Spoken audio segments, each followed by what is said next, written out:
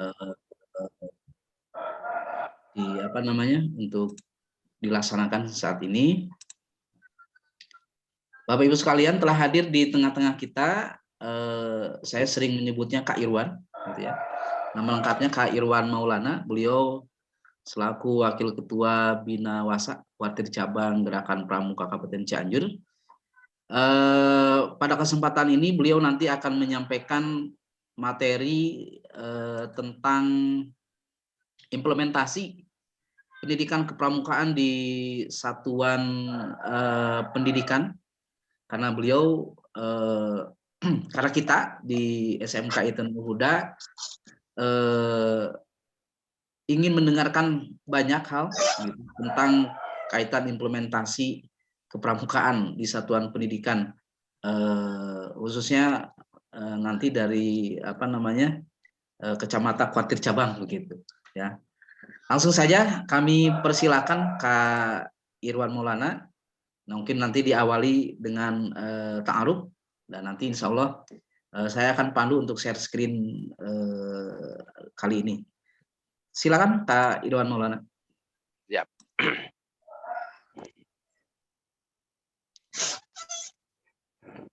Assalamualaikum warahmatullahi wabarakatuh.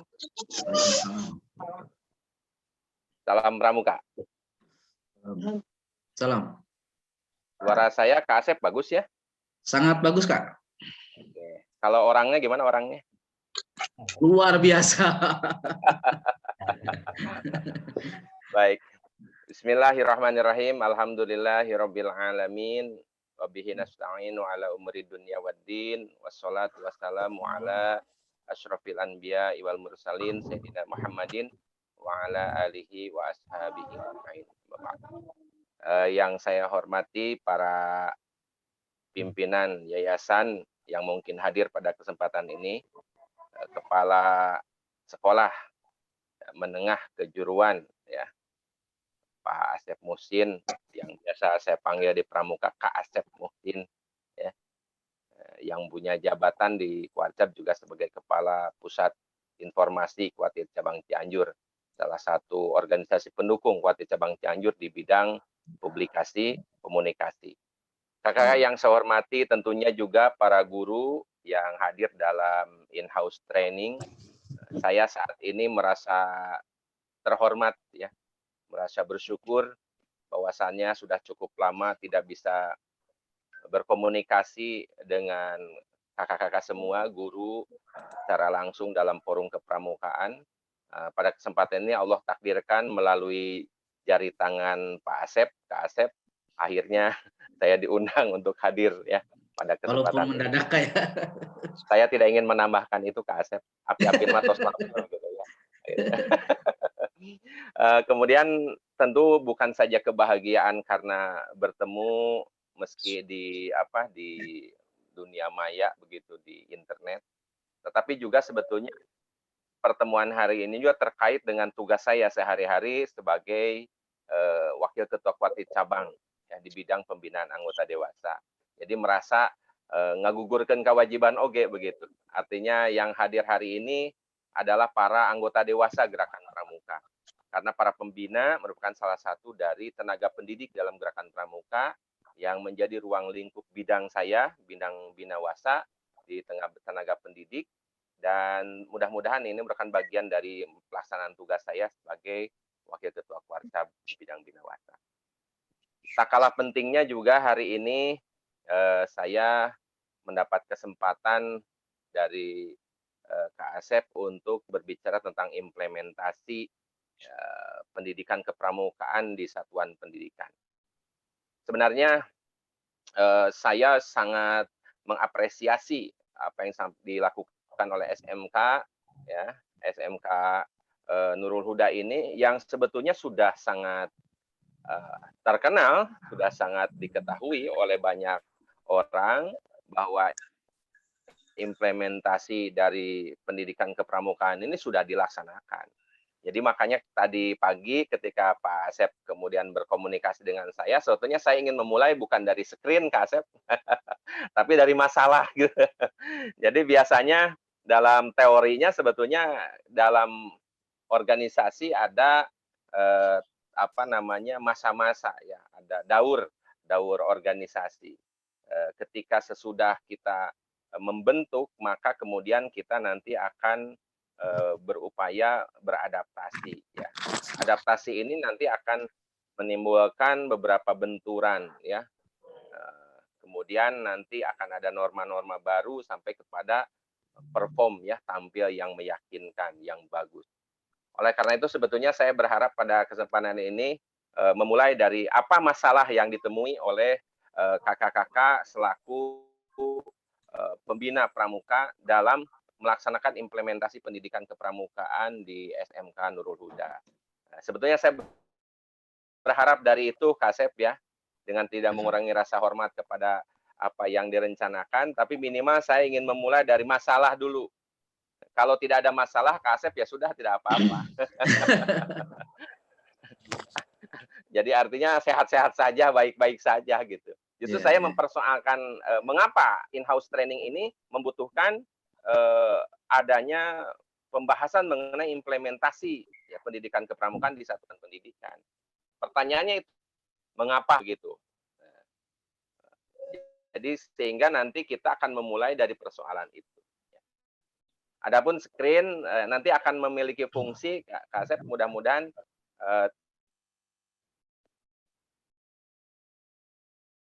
tidak menggurui, tapi bersifat nanti menggarap aktivitas ini, begitu ya. Betul. Saya kira itu. Jadi saya silakan dulu kepada Pak Asep memberi ruang dulu untuk membuka ruang masalah.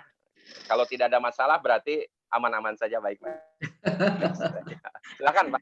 Oke, ada beberapa poin begitu. Sebenarnya Kak Irwan, materi ini adalah materi amanah begitu, yang disampaikan oleh Korwas, Koordinator Pengawas SMK di KCD 6 Cianjur, Kabupaten Bandung Barat, bahwa di IHT itu ada materi ini setiap IHT di semua sekolah begitu.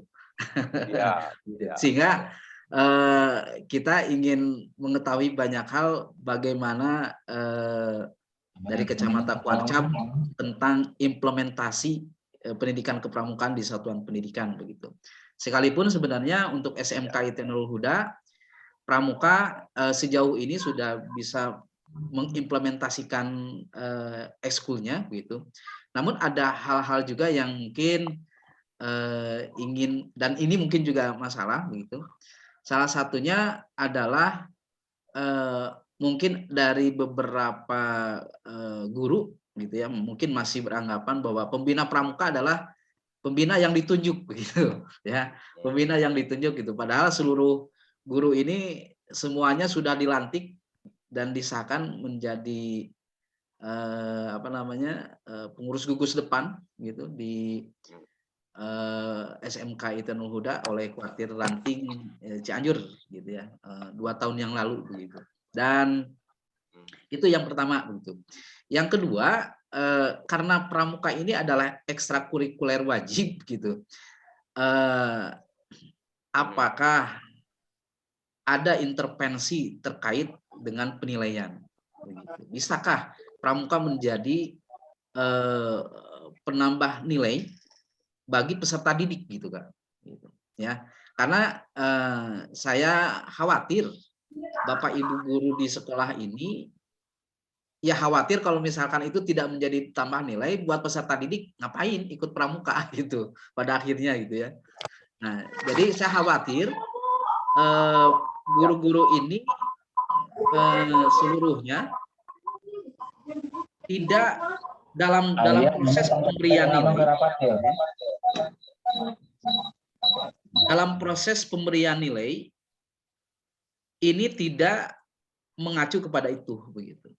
Ya, walaupun memang pramuka ada khusus ya nilai begitu, nilai keaktifan begitu, seperti nilai umumnya begitu.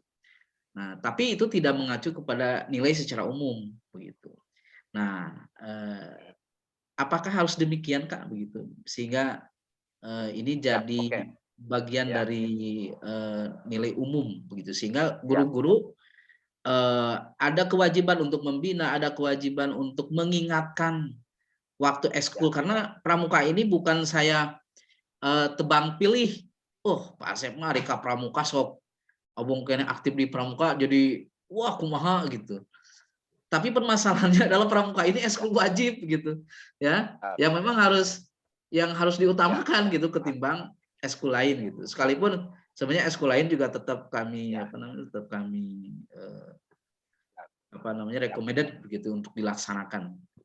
Demikian Kak Irwan, mungkin ada oke, masalah-masalah lain nanti mungkin dari ya, pembina pramukanya ya, atau dari oke, guru-guru yang siap. lain berkaitan Oke, dengan saya pikir dua masalah itu sudah bisa menjadi pemicu ya, pemicu pembicaraan kita saat ini. Oke, yang pertama tentang masalah pembina ya Kak Asep ya, terus yang kedua hubungan antara kegiatan kepramukaan terhadap penilaian guru ya di sekolah begitu ya. Oke. Baik, kita mulai dari yang pertama.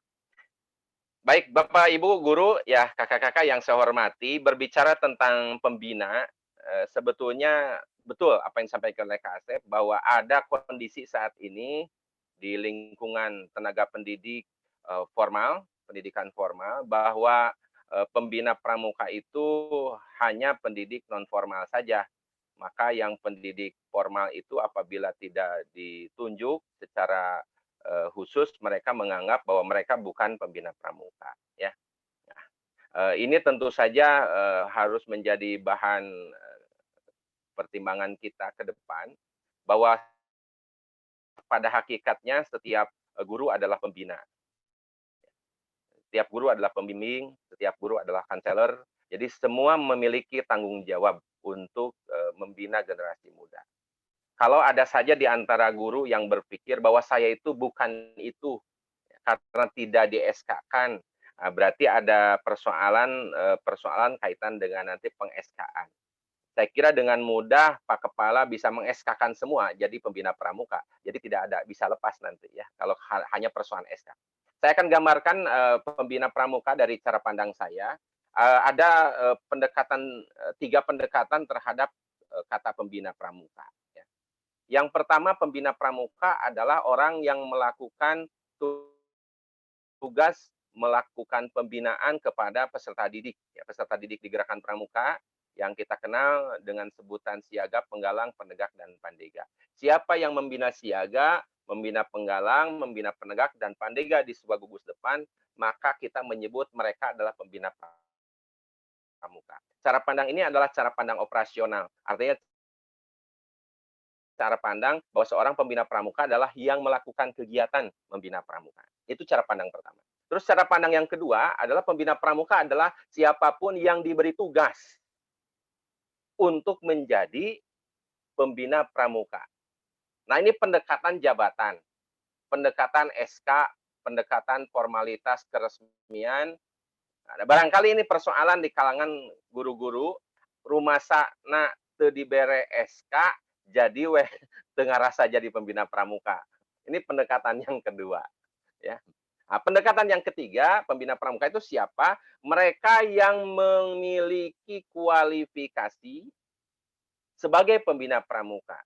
Minimal kualifikasinya adalah lulus kursus pembina pramuka mahir tingkat dasar, dilanjutkan dengan narakarya, ya narakarya dasar selama 6 bulan. Nah, dalam prosesi pengukuhan, dia itu memiliki surat hak bina, tanda hak bina sebagai pembina pramuka. Dan diberikan tanda nanti di label sebelah kiri ya, kalau saya di sebelah kanan di gambar ya. Di sebelah kiri itu nanti ada pembina. Ada lambangnya, kalau saya pelatih ini, nanti ada pembina di sini. Ada warna dasar, hijau bagi pembina siaga, merah bagi pembina penggalang, kuning bagi pembina penegak, dan coklat bagi pembina pandega. Dari 3 pendekatan itu, saya kira persoalan yang ada di Nurul Huda dari apa yang Pak Asep sampaikan nampaknya lebih kepada pendekatan jabatan. Ya. Jadi caranya bagaimana kepada para pembina, kalau memang cara berpikirnya seperti itu, tentu saja solusinya ya di SK-kan itu Pak Asep. Di SK-kan. Jadi semua itu jadi SK pembina pramuka. Jadi Ya. jadi dengan SK itu saya kelakar tapi serius loh ya kalau memang cara pandangnya seperti itu Iya, ya iya. Tapi Tapi tentu saja dampaknya biasa, pembina Pak. yang baik Ya. adalah memiliki ya itu. Maka ada ketiga itu maka kita upayakan menyatu ya dalam satu formulasi sebagai pembina pramuka. Jadi pembina pramuka itu memang harus memiliki kualifikasi ya sebagai pembina pramuka. Dia harus mengikuti pendidikan dan latihan kepramukaan bagi pembina pramuka minimalnya kursus pembina mahir dasar. Kemudian dia harus diberi tugas untuk melakukan itu dan dia melaksanakannya. Saya kira pembina yang baik tentu ketiga-tiganya. Saya ingin memberikan gambaran kepada kakak-kakak, guru-guru yang tidak memiliki sejarah sebagai pramuka, tentunya menjadi sebuah kesulitan tersendiri ya kalau apabila kita membinakan sesuatu, mendidikkan sesuatu, sementara kita merasa tidak memiliki kecakapan dari itu. Kadang-kadang memang kakak-kakak kita yang tidak memiliki latar belakang pernah jadi pramuka itu juga canggung. Bagaimana membina pramuka bahwa saya juga sebelumnya bukan pramuka. Ya. Tetapi sebenarnya itu bisa diantisipasi, bisa diupayakan dengan mengikuti pendidikan dan latihan. Itu dilakukan setelah KMD itu yang selama 7 hari, 70 jam pelajaran, maka nanti pada kesempatan berikutnya, dia memiliki kewajiban untuk mengikuti magang. Kalau dalam bahasa pramuka, kita di Kuarcap, di Sisdiklat kita namanya adalah narakarya. Narakarya ini ada 6 bulan setelah kursus, ini yang bersangkutan mengamalkan ilmunya dan dikawal. Ini Kasep untungnya adalah dikawal.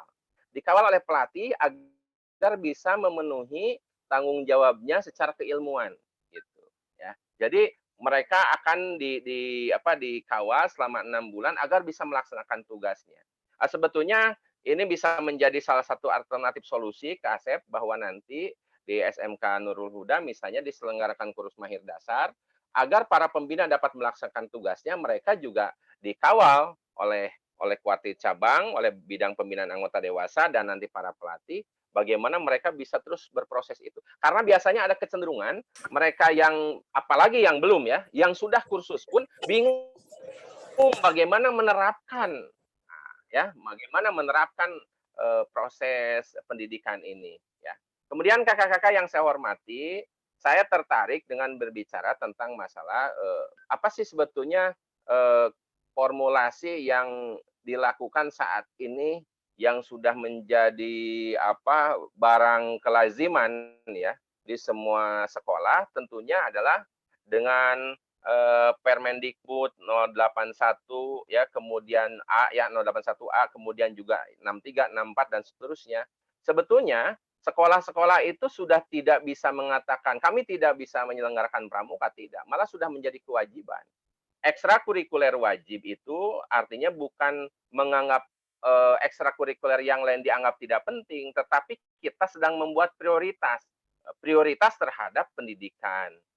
Salah satu yang tidak dapat dipungkiri oleh kita bahwa dalam sejarah gerakan pramuka sejak zaman kepanduan hingga saat ini, gerakan pramuka dianggap mampu ya atau diandalkan untuk membentuk karakter.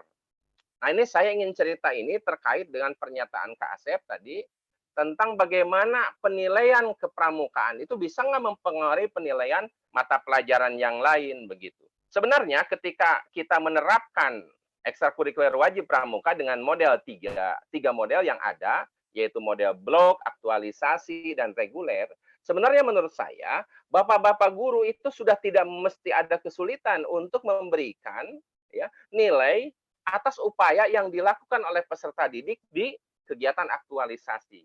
Karena kegiatan aktualisasi sebetulnya menyerap dari kompetensi-kompetensi yang berasal dari mata pelajaran yang diampunya. Dengan sendirinya mata pelajaran itu tergarap dalam proses kegiatan-kegiatan aktualisasi ekstrakurikuler wajib. Artinya di sini kalau tadi ada gagasan Kak Asep bahwa perlunya nilai dari ya,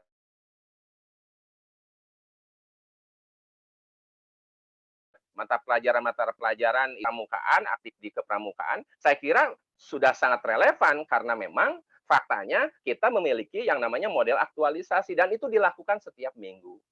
Meski saat ini memang karena masa pandemi, barangkali ada kesulitan-kesulitan tersendiri, tetapi sebetulnya Kuartir Cabang Cianjur sudah menyelenggarakan kegiatan latihan virtual dan di dalamnya kaitan dengan kepenegakan itu ada di dalamnya ya dan bisa diikuti oleh adik-adik kita yang pramuka penegak.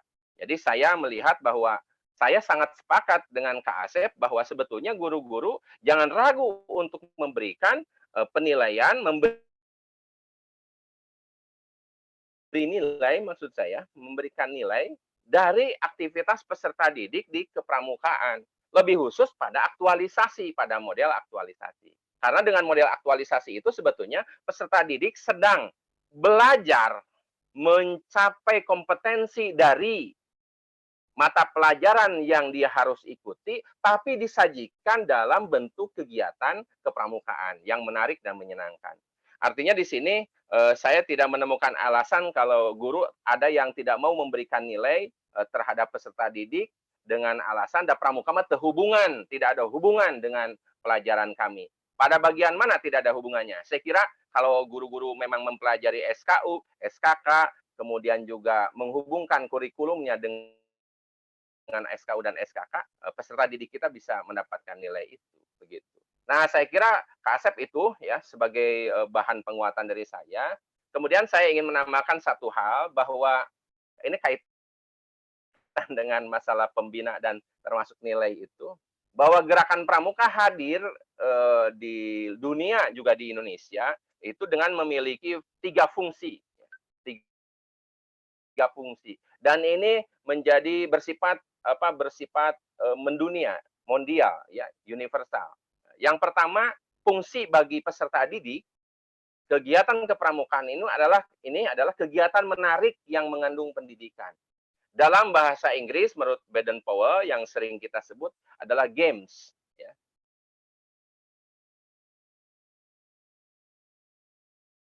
Jadi bagi anak-anak, bagi pesan yang menyenangkan, tapi tetap mendidik. Ya gitu. Terus yang kedua, bagi kita anggota dewasa, maka kepramukaan ini, pendidikan kepramukaan ini harus dimaknai sebagai job. Dalam makna job itu bukan pekerjaan, tetapi adalah pengabdian. Ya.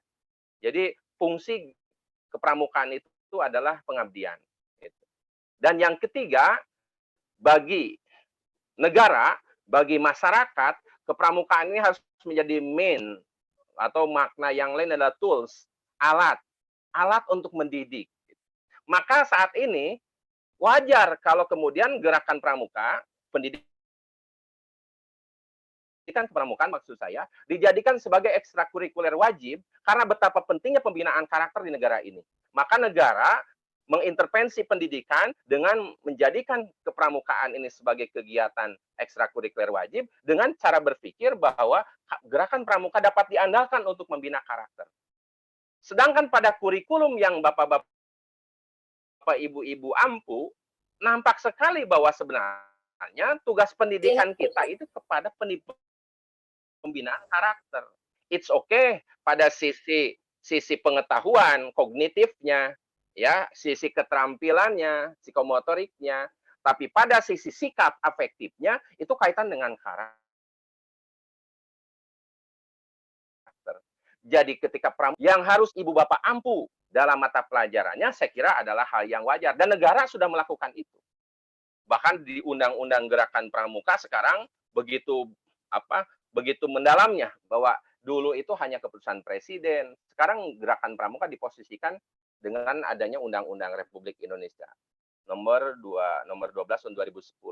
Ini artinya kepramukaan ini sudah sangat kuat, sudah sangat tepat digunakan sebagai alat negara untuk membentuk karakter. Maka ketika negara mempercayakan itu kepada gerakan pramuka, kepada pendidikan kepramukaan, tentu adalah tidak tepat apabila ada di antara guru-guru yang masih memandang bahwa kepramukaan tidak memiliki hubungan dengan pendidikan, tidak memiliki hubungan dengan nilai-nilai yang ingin ditanamkan meski berasal dari mata pelajarannya masing-masing. Saya kira itu pendapat saya, Kak Asep.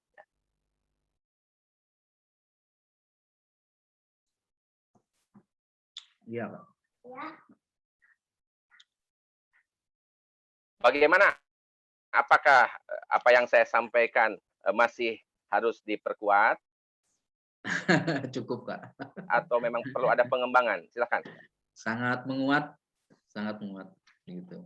Tapi mudah-mudahan ini bisa diimplementasikan oleh semua sahabat-sahabat saya, Bapak Ibu guru di SMK IT Nurul Huda gitu.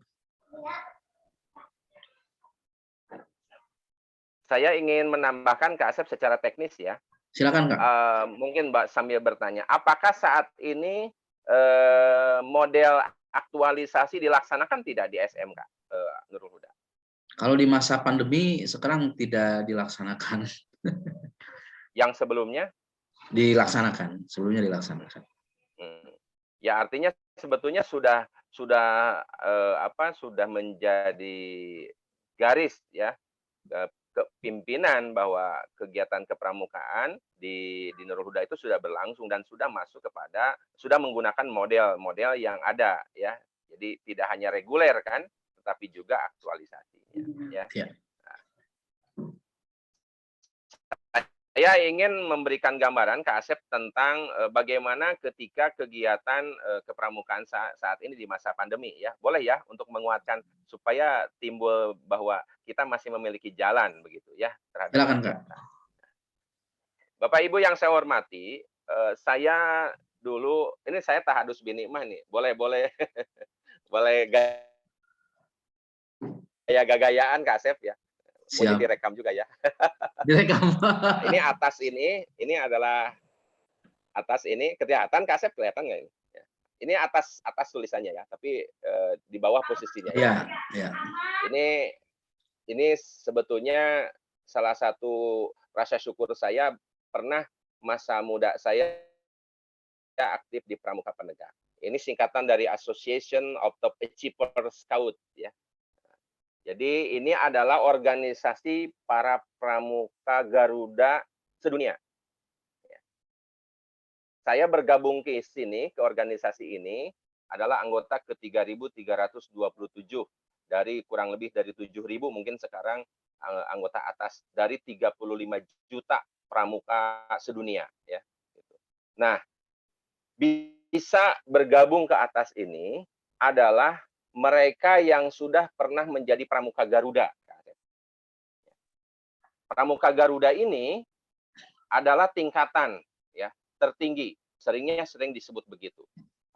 Kalau bahasa lain sebetulnya ini adalah capaian tertinggi dari seorang pramuka di golongannya atau di jenjangnya. Jadi kalau di Nurul Huda nanti pramuka itu capaian tertingginya jadi pramuka Garuda ya gitu. Nah, maksud saya cerita ini adalah ternyata dalam perjalanan saya mencapai itu ada pengalaman yang berharga, yaitu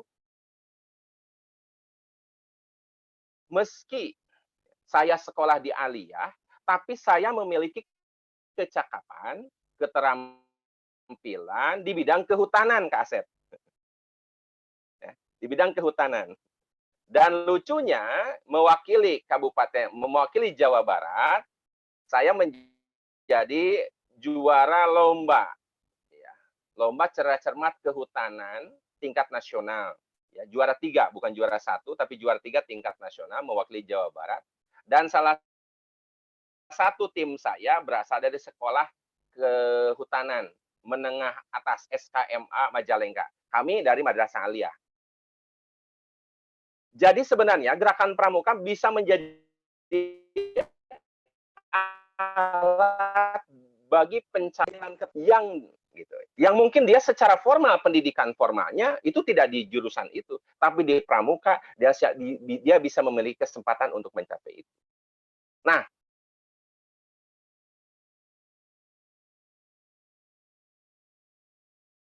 pertanyaannya, bagaimana untuk mencapai kompetensi juga? Bukankah waktu terbatas ya saat ini? Pendidikan formal kita, jam pelajarannya, bicara praktikumnya juga, bukankah kepramukaan bisa menjadikan alat untuk praktek-praktek itu? Saya bersyukur dapat berprestasi, bahkan di kemudian hari dalam tugas saya sebagai guru, saya berkesempatan untuk menjadi guru geografi. Padahal pendidikan formal saya di perguruan tinggi itu bukan di jurusan geografi. Tapi karena saya punya pengalaman jadi peserta didik pramuka dulu, kecapangan saya sampai ada 15 kecakapan khusus ya di bidang kehutanan. Termasuk di antaranya adalah penginderaan jauh ya. Nah, maka oleh karena itu saya malah jadi mudah-mudahan ini memotivasi kepada kakak-kakak, kepada guru-guru bahwa sebenarnya apalagi di SMK materi-materi yang ada di SMK itu bisa dijadikan sebagai bentuk praktikumnya adalah di kepramukaan begitu. Saya saja di Madrasah Aliyah bisa belajar tentang kehutanan sama dengan orang-orang yang belajar kehutanan. Ini sebuah pelajaran saja gitu. Kemudian bagaimana hubungan dengan pandemi tadi, Kak Asep? Bahwa di masa pandemi sebetulnya kegiatan-kegiatan pramuka tetap berlangsung, Kak Asep ya. Kami di bidang Binawasa juga kursus pembina mahir dasar juga berlangsung. Ini biasa kami lakukan. Termasuk sebetulnya dengan peserta didik kita. Di rumahnya masing-masing mereka melakukan kegiatan-kegiatan yang terprogram. Jadi tidak mesti mereka kegiatan pramuka itu ada di sekolah terus, karena kan kegiatan pramuka di alam terbuka, di alam bebas. Alam semesta ini menjadi tempat kegiatannya. Maksud saya cerita ini adalah pada dua hal, bahwa semakin meneguhkan kepada kita bahwa kegiatan kepramukaan bisa dimanfaatkan oleh kita untuk menanamkan di samping nilai keterampilan dan sebagainya tadi, padahal dia secara formal tidak di sana. Apalagi kalau secara formal. Misalnya di administrasi perkantoran, bagaimana pramuka bisa dimanfaatkan. Ada yang namanya SKK koresponden, ya korespondensi. Bagaimana membuat surat dan sebagainya. Anak-anak melaksanakan tugasnya sebagai murid sebetulnya, tapi secara praktik dimanfaatkan di pramuka. Dan ada tanda kecakapan khususnya yang dia pakai nanti di bajunya. Ini bagian dari pemanfaatan pramuka untuk mencapai itu. Termasuk di masa pandemi ini juga kegiatan pramuka ini bisa berlangsung karena tidak terbatas harus di sekolah. Di luar sekolah mereka bisa. Saat ini ada yang sedang ngumpulin talus-talusan. Pak Asep sekarang lagi zaman ya, lagi musim ada yang ngumpulin tanam talus-talusan. Itu dimanfaatkan sebagai bentuk dari pencapaian kecakapan khusus. Ke hutan, keamanan, dengan talus. Itu ada penilaiannya. Di sana dalam kegiatan-kegiatan itu kita sedang menanamkan nilai. Bukan ngumpulkan talusna sebetulnya Kak Asep yang saya anggap penting. Tapi apa? Upaya untuk bergerak, berlatih, mencari, mengenal, observasi, dan itu semua atau bagian-bagian dari pendidikan. Nah, jadi mudah-mudahan Bapak Ibu guru meski sekarang lagi masa pandemi, kalau kegiatannya nanti aktualisasi mau dijalankan Kak Asep, saya nanti bisa di darat memberikan arahan bagaimana melaksanakan latihan pramuka di masa pandemi ya. Tidak berkerumun tapi tetap proses pelatihannya dapat berlangsung. Silakan Pak Asep, itu penguatan saja. Mungkin Bapak Ibu guru ada yang penasaran ingin berbeda pendapat dengan saya, boleh. Kemarin kita mendapatkan materi dari Pak Ade Sopian ya, begitu. Ada istilah PBL ya, Project Based Learning begitu, Bapak Ibu. Oh iya, ya betul. Nah di sini mungkin kalau kita lihat kemarin itu ada di skenario berapa ya, A, B atau C ya? Dicek kalau nggak salah ya. Jadi skenario pembelajaran pandemi gitu. Jadi sistemnya tematis gitu. Jadi kenapa tidak gitu, dalam tadi oleh Kak Irwan disampaikan bahwa Garuda adalah pramuka tertinggi begitu. Jadi kenapa tidak misalkan peserta didik itu diarahkan ke sana dengan mengkaitkan beragam macam kompetensi, baik itu agamanya, baik itu sejarah Indonesianya, nah, kompetensi produktif di bidang teknik komputernya dan sebagainya, sehingga semua terakselerasi satu cepat, gitu. Yang kedua dukungannya bagus, begitu. Peserta didik juga bisa melalui pandemi ini dengan baik, gitu. Karena esensinya di pandemi ini ternyata Kak Irwan kita tidak toh harus sesuai dengan kurikulum, tapi Ya, bagaimana caranya peserta didik itu bisa melalui krisis ini dengan ke dalam keadaan sehat, sejahtera begitu. Dan betul, kompetensinya tetap ada begitu. itu, betul. Nah, ini Ya, barangkali Bapak Ibu betul. guru begitu untuk sebagai gagasan ide menginspirasi tadi dari apa yang disampaikan oleh Kak Irwan. Mungkin dari Bapak Ibu guru ada yang lain silakan.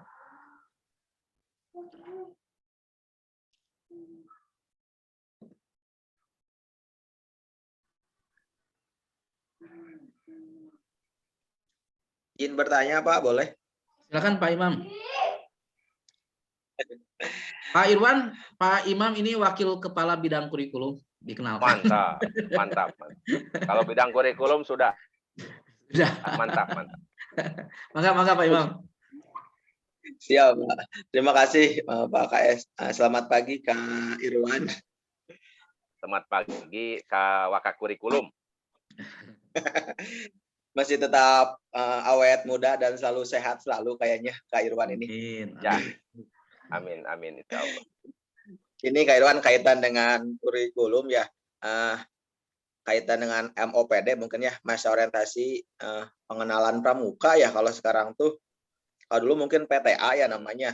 Cuman sekarang bahasanya itu masa orientasi pengenalan pramuka gitu. Iya, betul. Nah, di tengah pandemi seperti ini gitu.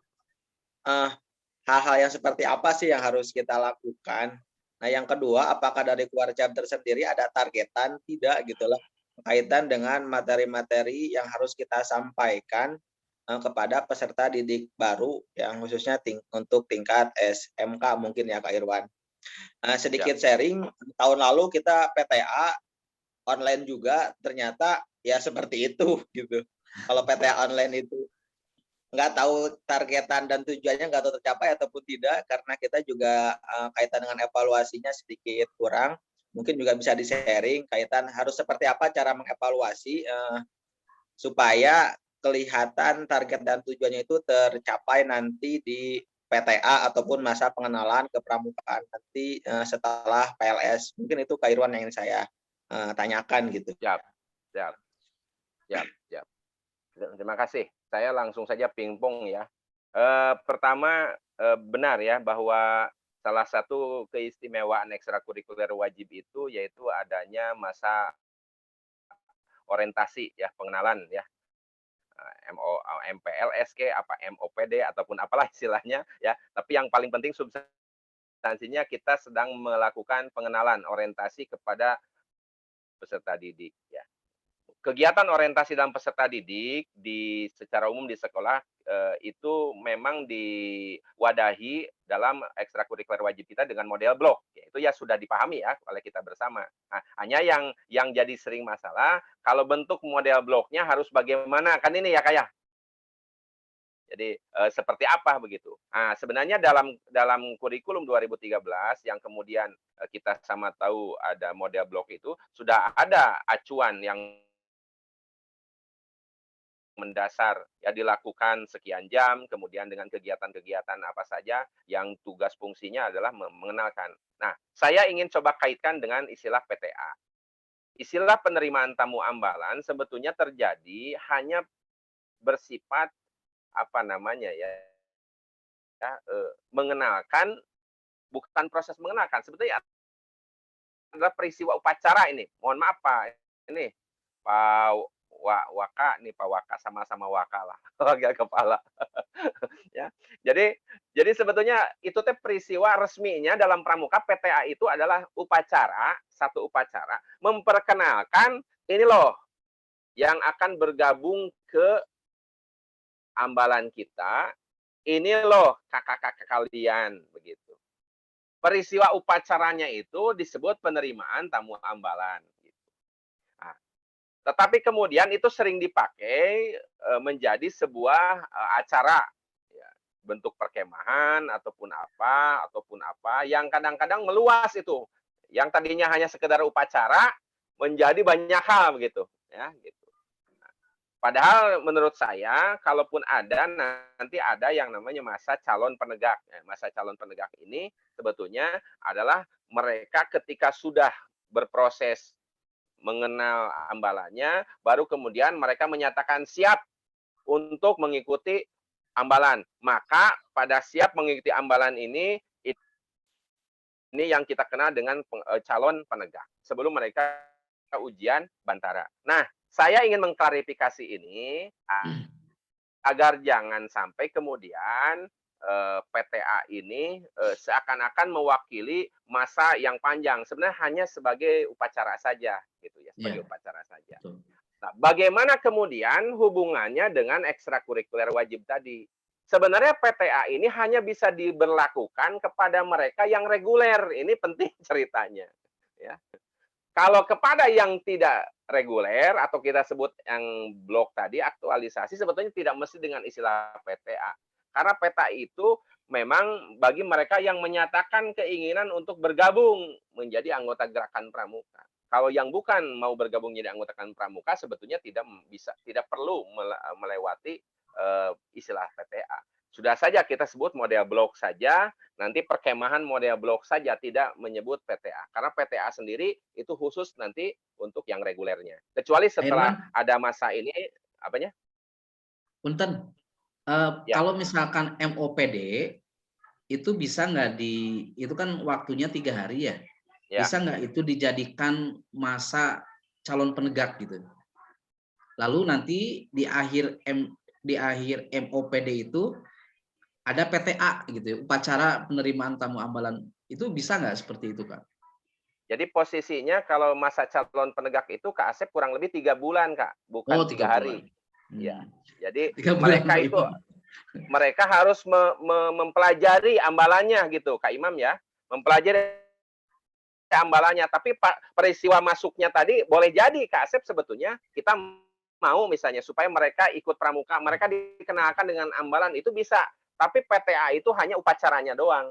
Kegiatannya tidak disebut PTA sebetulnya. Lebih baik tadi menggunakan istilah model blok saja. Jadi perkemahan pramuka model blok misalnya. Itu saya kira lebih sehat dibanding menyebut dengan istilah PTA. Karena PTA hanya berlaku untuk mereka yang mau ikut.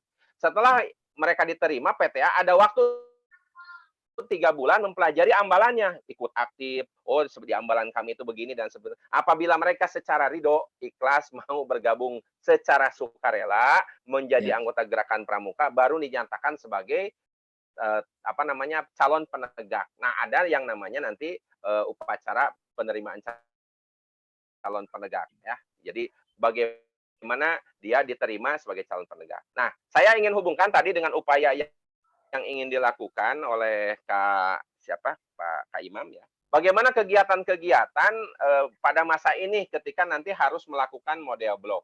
Ya sebetulnya perkemahan itu bisa dilakukan juga, tapi hanya menerapkan prokes. Sebetulnya sudah dilaksanakan di beberapa gugus depan, maksud saya sekolah, itu yang melaksanakan perkemahan. Perkemahannya perkemahan tatap muka langsung ya, tidak melalui online. Ada itu. Tapi bagaimana kalau saya melaksanakan model online? Nah, ini saya berikan alternatif Pak Asep ya. Jadi si peserta itu nanti bisa melaksanakan kegiatan online terkendali dari pangkalan, dari sekolah, tapi mereka di titik-titik itu melaksanakan perkemahan, Pak Asep. Ada guru pembimbingnya. Gitu. Jadi perkemahannya terbatas sebetulnya, satuan kecil, jadi tidak semua bergabung. Mungkin hanya 7 orang atau 10 orang, tapi dilakukan dalam kendali. Dan itu dilakukan secara umum sekarang terjadi di kursus mahir dasar kemarin di Ciranjang, di Bojong Picung juga, ada secara daring pengendaliannya, kegiatan itu, tapi mereka juga punya tatap muka secara minimal lah, jumlahnya kecil ya. Jadi itu dilakukan seperti itu, tersebar begitu. Ini juga bisa menjadi alternatif terhadap bentuk kegiatan saat ini. Jadi sekolah sebetulnya punya data si ini di mana nanti dikendalikan oleh guru siapa dengan tempat-tempat yang tertentu. Dan bentuk perkemahan juga tentu saja ini bisa lebih sederhana, tidak terlalu kaku. Yang paling penting terjadi proses pembelajaran. Nah, kaitan terakhir dengan penilaian, Kak Imam, sebetulnya proses penilaian itu wakil kepala bidang kurikulum itu pasti sudah lebih paham ya tentang bagaimana harus menilai. Jadi kalau ditanya ke Wakawarcab malu saya harus menjelaskan itu. Ya. Tapi yang paling prinsip bentuk-bentuk penilaian kita kalau yang pendidikan kepramukaan ekstrakurikuler wajib kan kita sudah menggunakan istilah jurnal, mengistilahkan penilaian-penilaian yang memang formatnya sudah disediakan. Tapi kalau yang pramuka tentu saja penilaian kita melalui SKU. Nah, Pak Asep, saya ingin mengajak, barangkali Pak Imam nanti juga terdorong, nampaknya bukan saja SKU Pak Asep, kita harus coba buka, kita gali, nanti coba dihubungkan apakah materi-materi atau mata pelajaran dengan tema-tema yang dimiliki sekarang bisa dihubungkan nggak dengan SKK, Pak Asep? Karena pramuka penegak saat ini yang mau pramuka Garuda, kalau dulu masa saya, kecakapan pramuka Garuda itu kan TKK-nya sedikit, Kak Asep. Ya, cukup 10, ya. Bahkan berkembang hanya 25. Sekarang untuk jadi pramuka Garuda itu 45, Kak Asep. Banyak ya. Maka seorang pramuka Garuda saat ini tantangannya harus lebih banyak kecakapan khususnya. Nah, kembali ke Pak Imam tadi, bagaimana juga nanti kita di sekolah bahwa formulasi ya relevansi antara SKU dengan mata pelajaran itu ya, dengan kompetensi pada mata pelajaran itu kan dihubungkan, diaktualisasi. Nanti itu jangan SKU saja Pak Asep kalau bisa. Ini bisa dengan SKK yang punya relevansi dengan ini, dengan kompetensi itu, sehingga Nurul Huda dalam waktu 3 tahun bisa memproses menyiapkan pramuka Garuda, karena logikanya apa? SKK-nya harus banyak. Saat ini banyak masalah pencapaian SKK itu diantaranya, pencapaian pramuka Garuda itu diantaranya karena sekolah-sekolah kurang dapat mengakomodir kepentingan pencapaian SKK-nya. Akhirnya pramuka Garudanya sulit juga Kak Asep sekarang untuk kita raih. Mudah-mudahan Nurul Huda ini bisa jadi terobosan baru. Ini Pak WKS-nya juga mumpung masih semangat ya. Mudah-mudahan ini jadi bahan nanti ke depan nih gagasan ini. Kita siasati bukan dengan SKU saja, tapi juga dengan SKK-nya, syarat kecakapan khusus. Saya kira itu Pak Asep. Mudah-mudahan siap, Pak Imam ada gambaran ya ungkapan saya. Kalau tidak nyambung disambungkan lah Pak Imam ya. Alhamdulillah Pak, ada gambaran luar biasa. Terima kasih Pak. Ya, Kak Irwan, ini sebenarnya kayaknya asa barusan Pak Irwan masuk ke Zoom teh. Tapi ini udah jam 10 lebih ternyata nggak terasa banget. Biasanya hal-hal yang disukai itu sering terasa begitu, Kak. Padahal lama sesungguhnya gitu. Amin. Satu hal lagi, Kak, tadi disampaikan yang kaitan dengan kerelaan, keikhlasan mau bergabung dengan Ambalan tadi ya istilahnya itu. Bagaimana dengan pemberlakuan wajib ekskul pramuka, Kak Irwan? Ini jadi asa bertolak belakang begitu ya.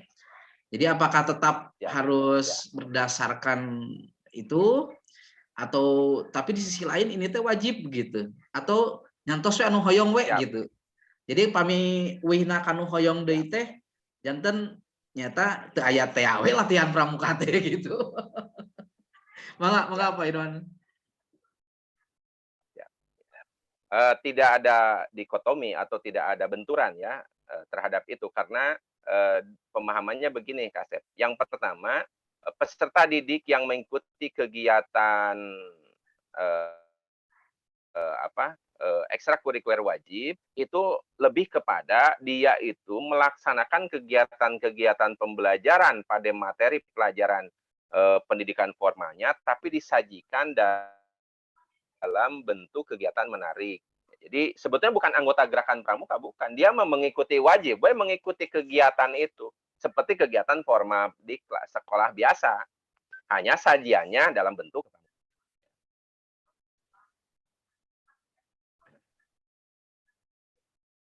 Sementara untuk yang namanya bergabung ke anggota gerakan pramuka tetap sukarela Kak Asep. Jadi dari dua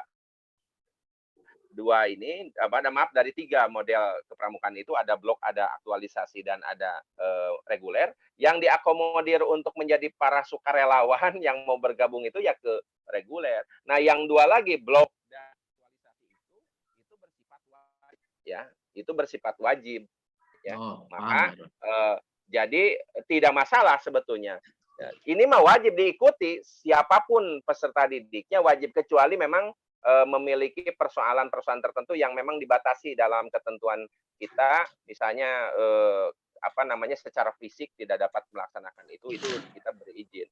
Tapi kalau yang namanya menjadi anggota gerakan pramuka reguler memang harus sukarela.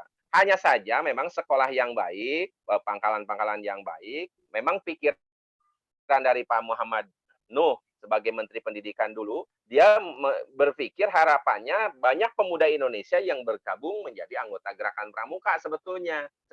Karena dia diajak untuk mengikuti kegiatan-kegiatan.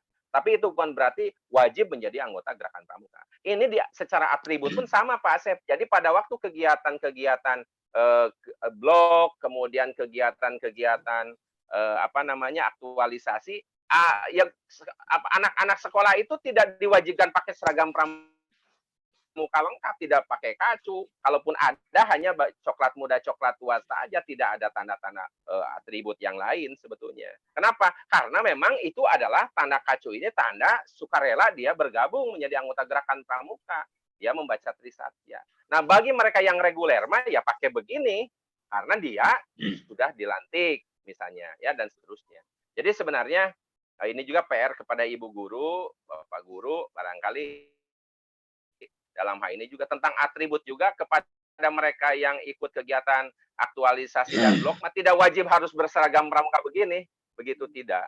Cukup dengan coklat muda, coklat tua saja. Kalau perlu kaos saja juga nggak apa-apa. Tapi bagi anggota gerakan pramuka, karena dia sudah membaca Trisatya, maka dia menggunakan ini. Pak Irwan, kalau saya gurunya bagaimana? Pantos dilantik, sur Pak Asepnya, kedah. Gitu. Apalagi kalau bajunya sudah dibuatkan oleh Pak Asep, wah itu mah tuh dianggo izin. Ya. Tahun yang lalu sudah, tahun ini belum sudah. Ya. Kalau baju masa berlakunya Pak Asep sampai rusak, ya tenang aja, pakai aja yang dulu. Ya. Terus Kak Irwan, apa bisa nggak pramuka masuk terintegrasi ke kurikulum, jadi masuk ke muatan lokal kewilayahan gitu? Ya, saya melihat ini kan kalau ngobrol muatan lokal kewilayahan itu tergantung kepada lembaga pendidikan atau satuan pendidikan yang bersangkutan, Pak Asep, ya, kebijakan itu.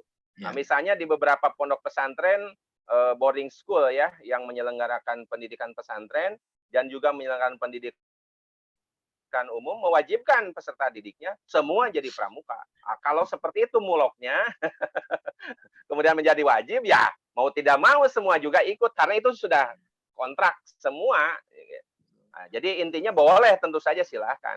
Walaupun tentu saja saya kembali kepada hal yang tadi normatif, bahwa sebetulnya tidak ada kewajiban ya, semua orang menjadi anggota gerakan pramuka, tapi yang ikut pramuka itu memang sukarelawan. Tapi kegiatan pendidikan kepramukaan yang dijadikan sebagai ekstrakurikuler wajib, ya wajib dia ikuti selama dia menjadi siswa di sekolah atau pangkalan tersebut, ya begitu. Baik, terima kasih Kak Irwan. Nggak kerasa banget nih, gitu. Sudah 1 jam. Ada lagi, silakan Bapak Ibu Guru yang lain.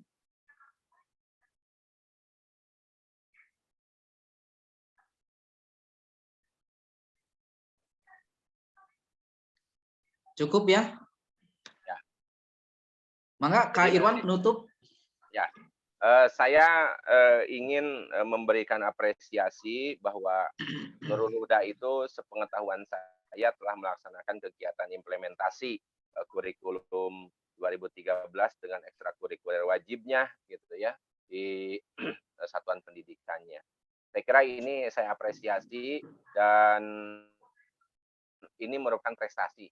Sekolah-sekolah yang seperti ini saya kira akan ada kecenderungan bahwa peserta didiknya lebih terjaga begitu. Nilai-nilai karakternya bisa lebih diupayakan begitu ya. Sekalipun demikian tentunya dengan kelemahan-kelemahan yang masih ada, ini bukan berarti kita mengatakan bahwa wah ngesulah kudu dipaksa-paksa dan sebagainya, bukan. Tapi malah keterbatasan yang kita lihat begitu, ini harus kita benahi. Salah satu pembenahan yang mendasar yang sudah dilakukan Pak Asep hari ini adalah adanya taklim ya, adanya informasi bahwa para pembina itu harus seperti apa. Nah, jadi saya mengajak kepada para pembina, tetap saja kakak-kakak sebagai seorang pembina, sebagai guru yang otomatis pembina di peraturan menteri ini, juga kita mau tidak mau harus terima itu bagian dari tugas kita. Wong pada gilirannya juga sama kok, ini mendidik karakter. Sekarang juga pendidikan manapun kan bukan hanya keterampilannya saja, tapi karakternya. Maka manfaatkanlah kegiatan kepramukaan ini sebagai bagian dari Ibu menanamkan nilai-nilai dari mata pelajaran Bapak yang Bapak sekarang laksanakan. Kalaupun nanti ke depan tentu saja untuk menguatkan ini, saya anjurkan Pak Asep, sering-seringlah dilaksanakannya proses in-house training ini, dan kalaupun memungkinkan nanti bukan saja bersifat pengetahuan Pak Asep, mungkin nanti bersikap praktis ya, jadi kita bisa praktek berkemah, karena nanti pengalaman nilai-nilai itu sulit memang diterjemahkan dengan kata-kata. Jadi kalau nanti guru-guru ikut juga berkemah, ikut juga masak, ikut juga berbaris, ikut juga outbound, misalnya arung jeram, betapa ternyata pendidikan kepramukaan membentuk. Nah, mudah-mudahan juga nanti dirasakan itu, dan nanti akhirnya pada gilirannya mendorong juga dia, alun kitu malah orang kabarudak sina rasakan. Ingat, kurikulum itu yang saya pahami, mohon maaf Pak Imam, ini bahasa kasar saya, kurikulum itu adalah pengalaman yang dipaksakan. Mari kita paksakan anak-anak kita punya pengalaman-pengalaman yang baik, punya pengalaman-pengalaman yang manis, punya pengalaman-pengalaman yang menyenangkan.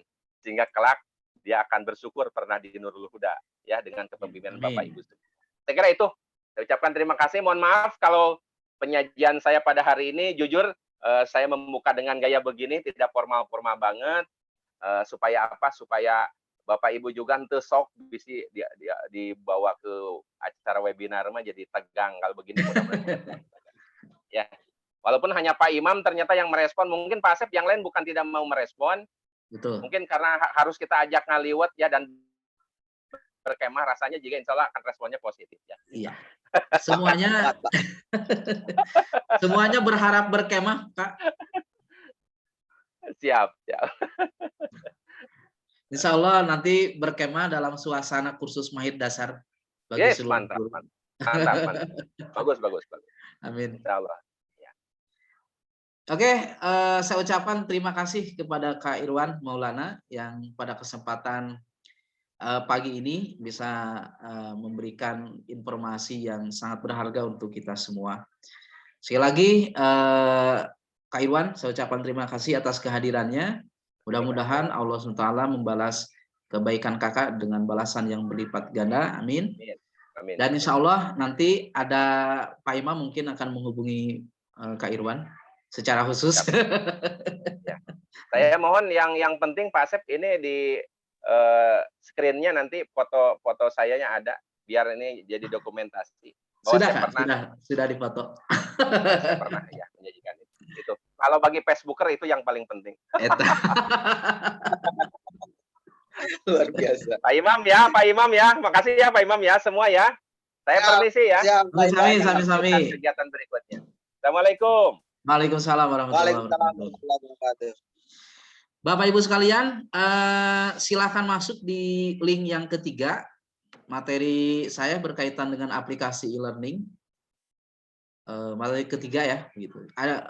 Linknya sudah saya kasih di grup.